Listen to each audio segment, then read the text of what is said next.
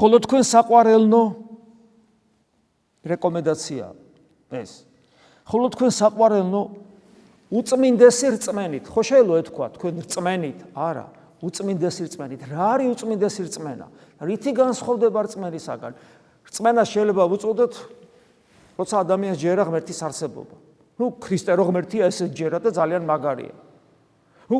კიდევ უფრო მეტი ჯერა მართლმადიდებელი ეკლესია რომ არის ის, სადაც ქრისტეს იპოვი. ესეც რო ჯერა, ესეც კიდე მაგარია. სერიოზული რწმენა აქვს ადამიანს, თეოლოგიურად განათლებულია და ზნეობრივია. მაგრამ ეს არ არის უწმინდესი რწმენა.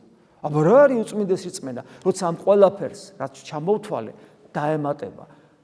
ეს ყველაფერი ხო იცი, ხო აქ ახარ და მთელი შენი არსება მობილიზებულია იმით, რომ ღვთისნებით იცხოვრო, გამოიძიო ღვთისნება და იცხოვრო, მაშინ ხდება შენი რწმენა წმინდა. სხვანაირად არ ხდება წმინდა.